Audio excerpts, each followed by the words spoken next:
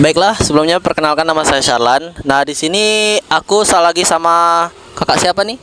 Yulia Fitriani. Nah, Baiklah, di sini Ya, Pak sama Medi. Bapak siapa? Apalagi alamat perlu tak? Bapak siapa? Pak Medi. Pak Medi. Alamat Tengah Padang, Iskandar 6 RT 5. Oh ya. Itu data biodata dulu dikenalkan. Iya. Tahu siapa nama kau? Aku Repa Amelia, Orang mana kau? orang Sumatera Selatan, Musirawas Utara. Palembang. Oh, itu. Si Bu boleh numpang nanya-nanya? bayar kebersihan. Namanya siapa Bu kalau boleh? Lise, Pekerjaan sehari-harinya jualan. box bakar. Oh iya. Sebelumnya boleh nanya-nanya nggak Pak? Ya boleh Kalau boleh tahu nama Bapak siapa ya Pak? juga. Terus kesibukan sekarang lagi apa ya Pak? Sedang berjualan bakso bakar dan minuman.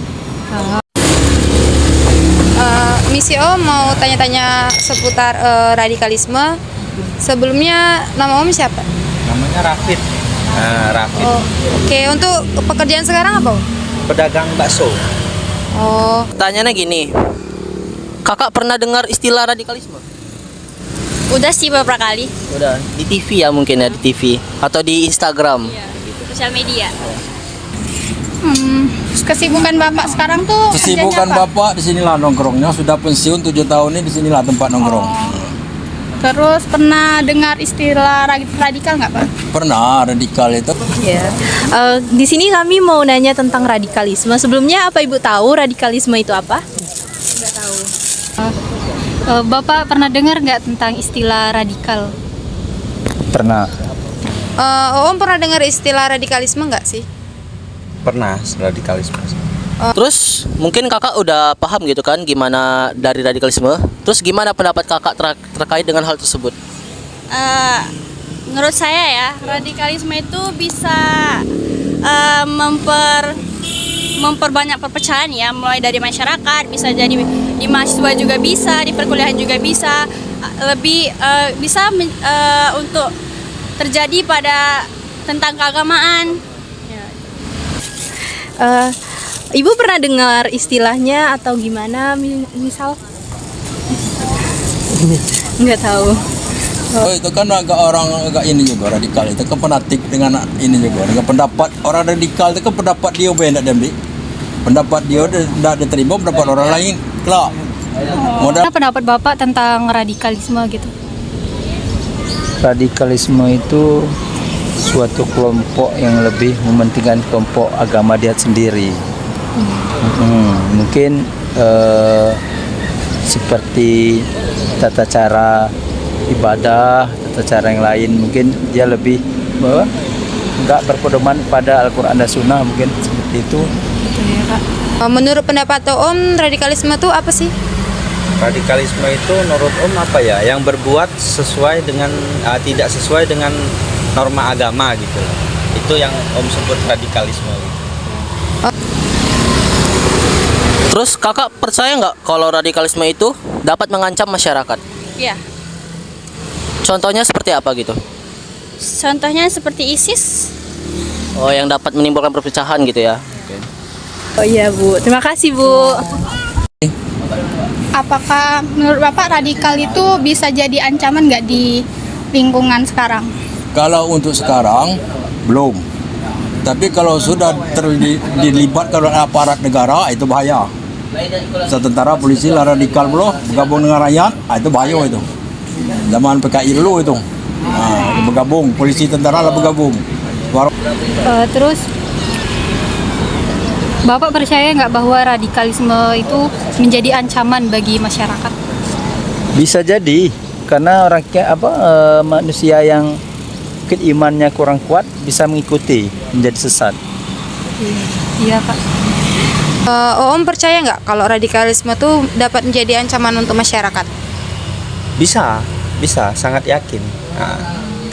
Terus bagaimana upaya pencegahan radikalisme itu di lingkungan kakak? Ada atau enggak gitu, setahu kakak? Mungkin lebih ke toleransi tetap perbedaan aja kali ya. Oh, berarti tergantung pribadinya masing-masing ya, silaturahminya gitu ya. Oke. Apa Bapak punya pengalaman atau cerita tentang radikalisme yang mempengaruhi kehidupan sehari-hari? Belum pernah. Belum pernah. Terus upaya pencegahan radikalisme di lingkungan itu gimana ya Pak menurut Bapak? Kalau itu mencegahnya itu susah mungkin, Dak. Karena tergantung dari individu sendiri. Keimanan dia masing-masing. Tiap seseorang itu kan berbeda-beda. Keimanan ada yang tinggi, ada yang rendah. Kira-kira upaya apa sih Om yang bisa kita lakukan untuk mencegah radikalisme di lingkungan kita? Jadi untuk mencegah radikalisme itu sebenarnya lebih ke pemahaman agama yang sebenarnya. Jadi akan menyebabkan seorang individu itu lebih memahami ajaran agamanya sehingga tercegah dari perbuatan radikalisme. Tuh. Oke. Terus apakah ada peran pendidikan di dalam konsepsi radikalisme di lingkungan masyarakat ini? Mungkin ada kali ya. Ada ya mungkin. Mulai dari musyawarah kan, kalau bisa untuk mempersatukan itu kan bisa. Menurut Bapak, apakah pendidikan ini perlu untuk menghindari terjadi radikalisme? Perlu.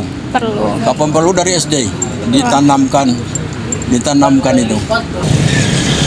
Bagaimana pendapat Bapak tentang pendidikan? Kalau orang pendidikan itu lebih gimana gitu Pak? Kalau tentang radikalisme? Pendidikan. Mungkin di dalam agama yang berpedoman pada radikalisme mungkin boleh berpendidikan, tetapi mungkin kembalinya mungkin ke dalam agama dia tersendiri, agama dia tersebut mungkin. Kira-kira Om punya nggak sih pengalaman pribadi atau cerita tentang bagaimana radikalisme itu yang terjadi di lingkungan masyarakat? Contohnya begini kan, ketika ada perdebatan di suatu majelis gitu kan, kita sebut saja majelis gitu kan. Majelis itu kan artinya tempat orang berkumpul gitu ya. Entah itu di balai desa, entah itu di tempat sholat, masjid itu kan. Nah, itu yang membahas suatu masalah berkaitan dengan kepentingan kelompok atau suatu suku atau suatu masyarakat. Contohnya dalam ke penetapan 1 Ramadan. Nah, gitu. Secara Islam itu kan ada panduan-panduan yang harus diikuti.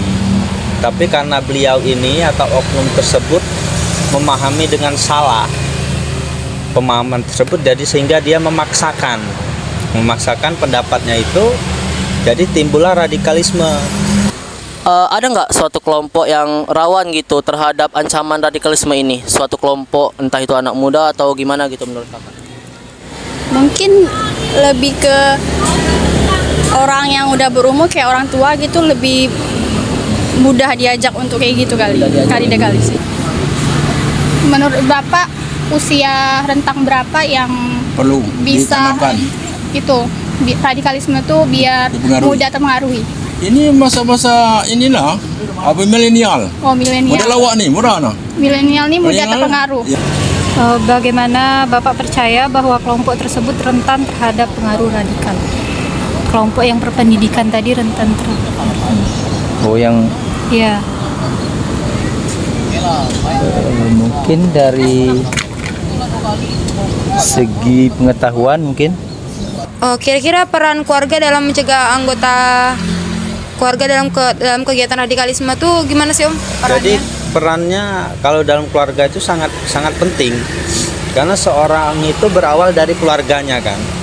Contoh seorang ayah ketika dia tinggal di dalam satu keluarga yang boleh dikatakan sering broken home gitu, itu akan bersifat kesehariannya akan terbawa keluar gitu. Terus ada nggak peran keluarga atau peran dari orang tua gitu terhadap radikalisme ini? Kan kadang ada anaknya ISIS terus orang tuanya enggak gitu kan. Nah, gimana tuh pendapat dari Kakak? Lebih ke diperhatikan lagi sih anaknya, mulai dari pergaulan, mulai dari kayak ya pergaulan sih. Jadi Kakak sangat tidak setuju dengan radikalisme ya? Sangat tidak setuju. Baiklah, mungkin itu saja ya wawancara kita pada kali ini. Mungkin di next time kita lanjut lagi. Bye-bye. Keluarga untuk anaknya biar tidak terpengaruhi oleh radikalisme. Itu pertama di segi agama, tanamkan agama dulu. Tanamkan anaknya agama. Ya, agama dulu. Oke, makasih Pak. Sama-sama. Terus Kalau peran keluarga untuk mencegah terlibatnya radikalisme itu Peran gimana? keluarga itu Ya. sangat penting, apalagi saya sebagai kepala keluarga mungkin misalkan itu harus memberi pengarahan atau pengarahan kepada anak apa itu radikalisme, seperti apa itu radikalisme, dan agama-agama yang benar itu seperti apa, yang berpegang pada Al-Quran dan As-Sunnah, seperti itu kan. Kalau Ya udah itu aja Pak. Ya. Makasih ya Pak. ya, Kira-kira Om punya saran nggak sih atau ide untuk meningkatkan kesadaran masyarakat tentang radikalisme? Jadi kalau saran sih sebenarnya lebih kepada edukasi. Jadi bimbingan antara yang dewasa ke yang muda. Dalam Baik Om, mungkin itu saja yang dapat saya tanyakan. Terima kasih untuk waktunya Om. Ya.